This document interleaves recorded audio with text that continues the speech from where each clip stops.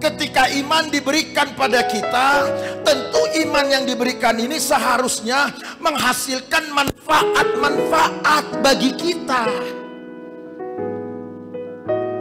Nah, karena itu ibu bapak, supaya iman ini memberikan manfaat-manfaat, memberikan atau mencapai sasaran-sasaran yang tidak bisa dicapai oleh apapun, instrumen apapun, alat-alat apapun, kecuali hanya iman, maka iman itu harus dimurnikan.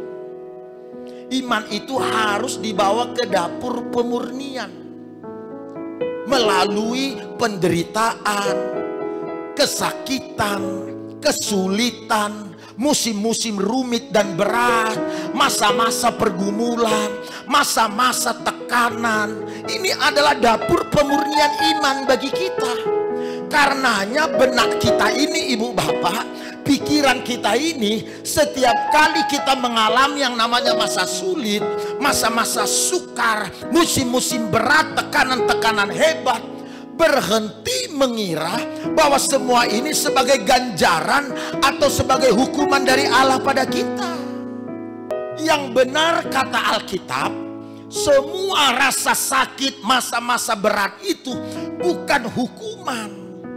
Allah yang saudara sembah ini bukan Allah pendendam, sehingga kalau saudara melakukan kesalahan, dia balaskan kemarahannya dengan mendatangkan malapetaka, mendatangkan persoalan, mendatangkan bencana. Tidak. Beda persepsi Ebit Geade dengan persepsi firman Allah. Ebit Geade bilang bencana ini adalah mungkin Tuhan mulai bosan melihat tingkah kita yang selalu, apa itu? Sabar ya. Yang selalu bangga. Jadi Ebit Geade tidak memiliki pemahaman akan watak atau kepribadian Allah.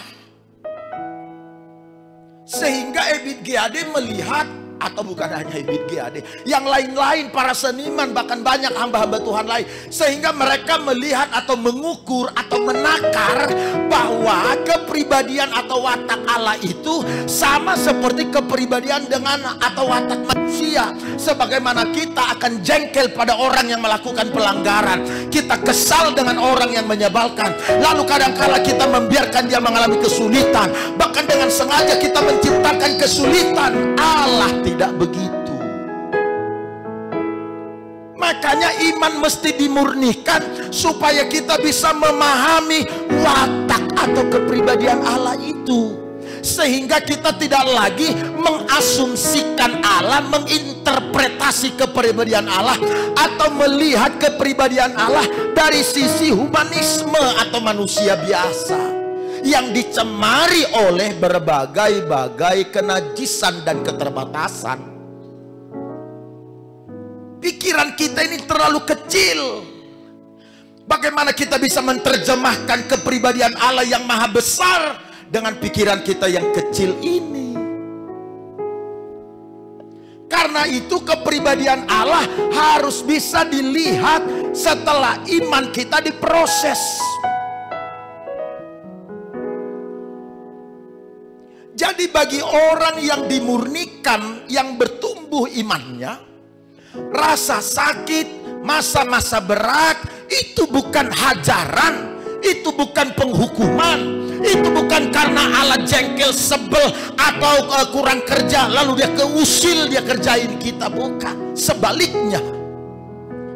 Masa sulit, masa berat itu adalah sebuah persiapan bagi kita untuk kita bisa berada di tempat atau di posisi yang sudah direncanakan Allah atau yang disiapkan Allah.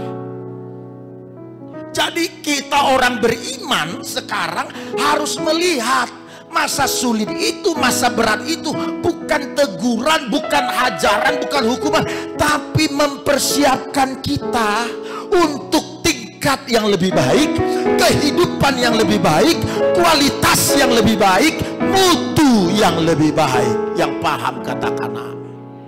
Makanya jangan suka bicara, ibu bapak, inilah Tuhan sedang marah sama saya, Tuhan sedang menegur saya, Tuhan sedang mengajar saya. Saudara mengukur watak Allah dari kepribadian kita, gak bisa, gak nyambung. Karena itu untuk bisa ada di pemahaman yang benar, iman yang harus bisa melihat, iman kita harus bisa memahami, menangkap. Karenanya iman itu harus diproses, supaya dengan demikian iman yang dimurnikan, iman yang diproses, iman yang bertumbuh, iman yang dewasa, akhirnya mencerminkan rupa dan gambar Allah. Iman kita ini bertumbuh, iman kita ini dimurnikan, iman kita ini disebut berkualitas, lebih baik, sudah dewasa. Itu setelah Allah melihat bahwa rupa dan gambar Allah itu sudah tampak lewat hidup kita. Rupa dan gambar Allah tampak dalam kepribadian kita. Rupa dan gambar Allah tampak di dalam aktivitas-aktivitas kita. Maka itu ini penting, ini harus dipahami, supaya jangan ribet kita melihat dan mengukur atau menilai segala sesuatunya, termasuk keadaan-keadaan yang ada ini, ibu bapak. Jadi